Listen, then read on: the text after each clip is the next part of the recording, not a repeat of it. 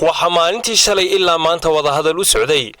garabka uu hogaaminayo musharaxa jagada madaxweyne xusbiga cadaaladda iyo daryeelka Wicid mudane Jamaal Cali Xuseen iyo xusbi xakamka talada haya ee kulmiye shirkaasi oo albaabada u xidhnaa warbaahintan dibad joog ka ahayd ayaa markuu soo idlaaday hotel Mansoor aan kula kulannay Xuseen Xasan Badmaax oo hadlayay xusbiga cadaaladda iyo daryeelka Wicid wada hadalada labada xusbi qaran ee kale oo aanu goosanay inaanu labadaba la furno wada hadal shalay ayuu bilaabmay wada hadalkii ugu horeeyay xisbiga xaakimka ee kulmiye wuu noo socday maantana waan kulanay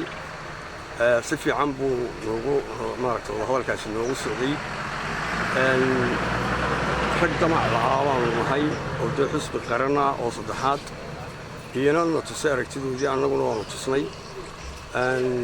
beri markaa iyaga dib wada hadalkayguma dhammaan wuu socon doonaa kadib markaanu haddii eebba idmo waddani oo beri aanu la leenahay ballan iyo saa dambe aanu waddani la kulanno wixii aanu ku wada hadallo aanu eegno ayaanu dib haddii la yidhaa kulmiyana u ballannay inaanu halkii kasii anba qaadano wada hadalka wax roonna labada xisbi danta qaran ayaanu anagu kulliba noo calaamadsan ka u dhow danta qaran inaanu uudsiinay haddii eebeedno ee wax ka bedelaya ee wax ku kordhinaya ee nidaamka maaragta toosinaya kaas waa kulliga markaanu isu eegno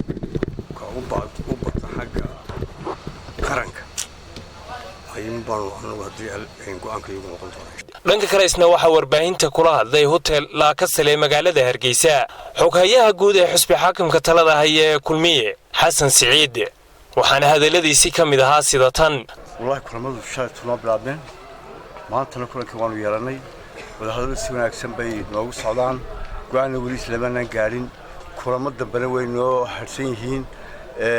si wanaagsan soo qaabilay intaana go'aan isla gaarina hadda wax ka badan oo inta si sheekay karin laakiin waxaan idin sheegayaa wada maalmada kulamada aanu yeelanay wadanina way la kulmayaan wada maalmada bay la kulmayaan waan isku soo noqonaynaa fadhiyo dambe ayaa noo harsan laakiin meel wanaagsan ayay arrintu noo maraysaa marka war badan hadda aan si kariya ma jirto intaas maan idinku joogtay Umar Shaafi TV-ga caalamiga Rayo caasimadda Soomaaliland Hargeysa.